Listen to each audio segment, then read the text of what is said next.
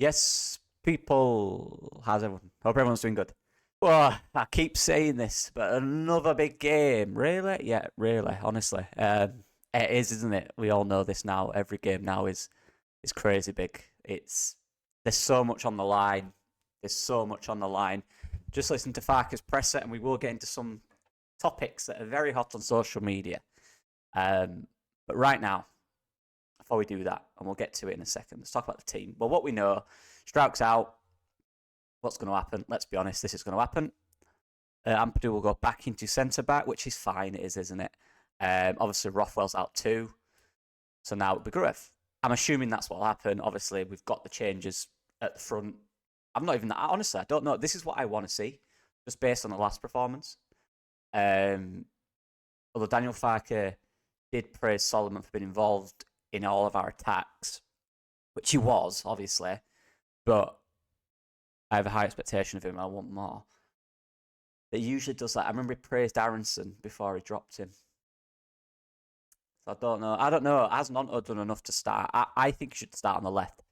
But we'll go with what we think probably will happen. And I'd assume it might go back to this. Maybe even back to this, like we did last game. Boba could come in, of course, at the back. Don't think he will. I don't think he's got 90 in him. I really don't. And that means you'd be sacrificing, the potential of a player by overplaying him. I don't think that'll happen. If it does, fine. Hopefully he's ready for it because it's going to be a tough one against a good team in Middlesbrough. But yeah, the conversations about the line, the conversations about Largie Ramazani, and I'm going to give my thoughts on it just while I look at the lineup here. It's interesting. I always say that. It is though. There's kind of a few little pools of stuff that I want to talk about with this. Now, this is not.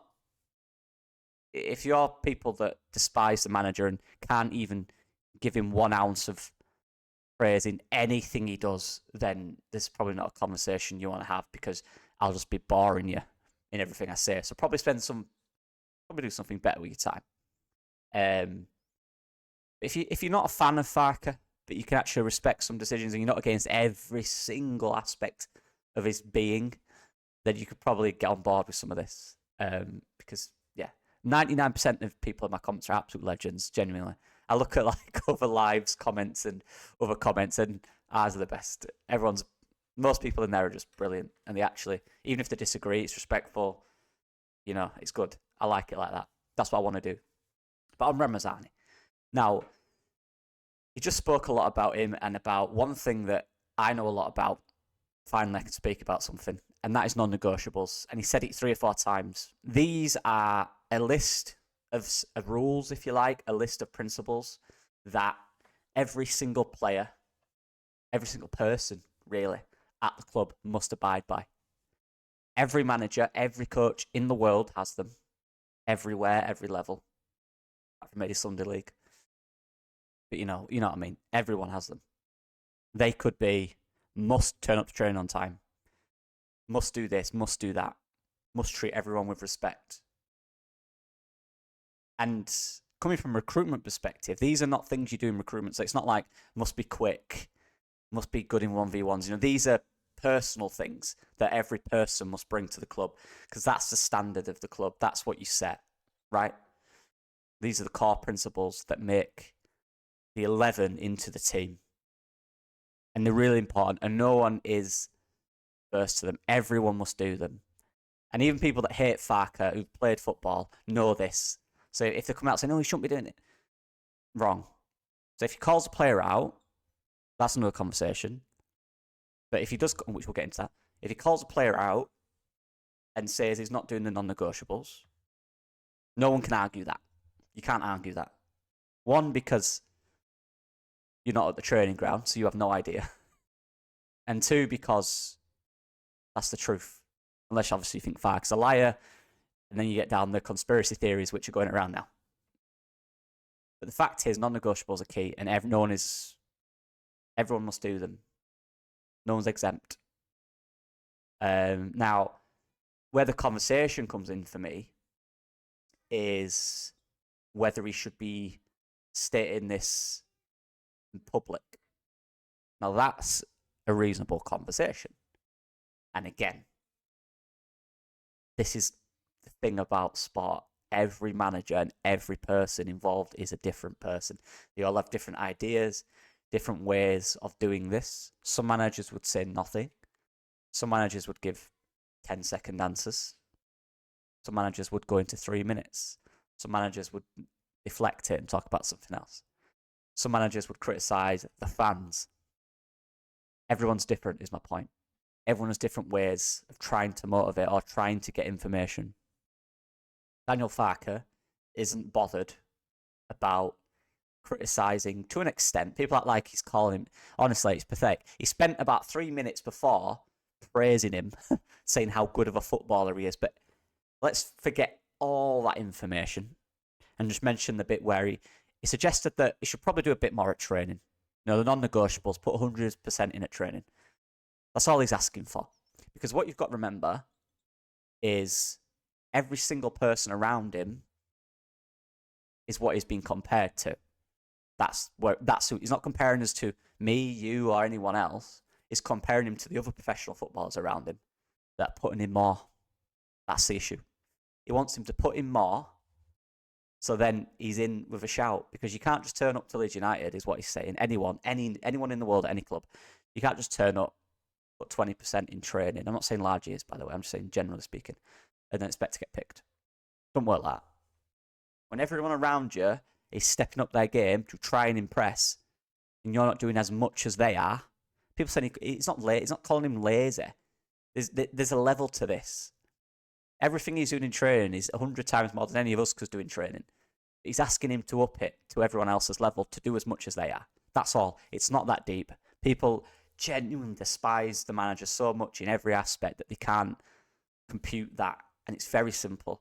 Now, if you've got a problem with him calling out players in public, I understand that. I do. Because again, everyone's different. Farke thinks it's fine to an extent. Some people don't think it's fine. That's absolutely fine.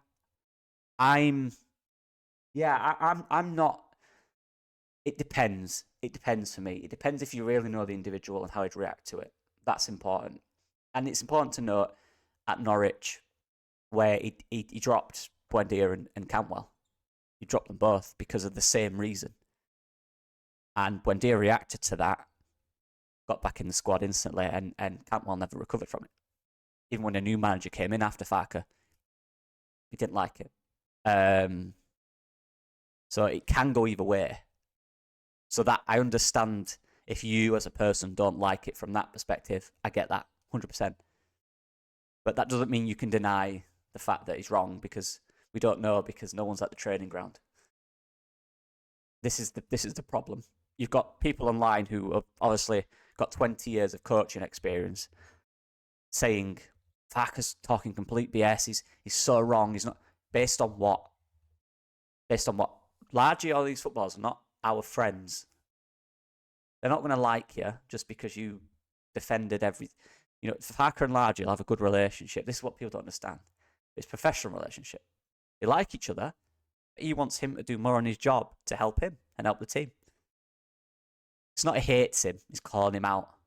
It's so strange, this mentality. Like almost like there's a separate.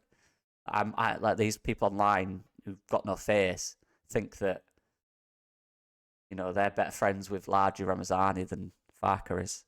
Don't know him.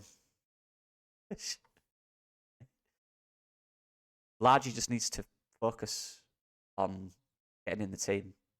And look, if he takes this the wrong way, and he's not the type of personality who can deal with this, it won't work. Simple as that. And we've seen that in the past with Farke.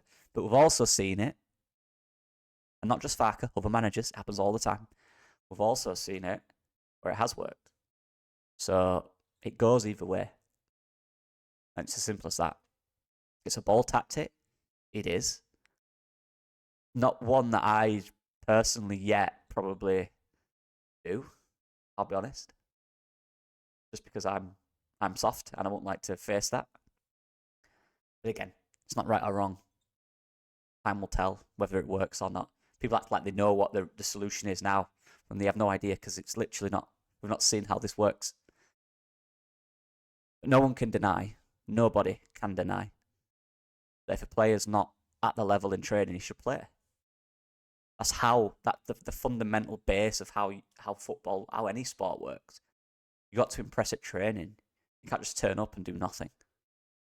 I'm not saying Largie is, by the way. I'm just speaking generally. I'm talking about myself.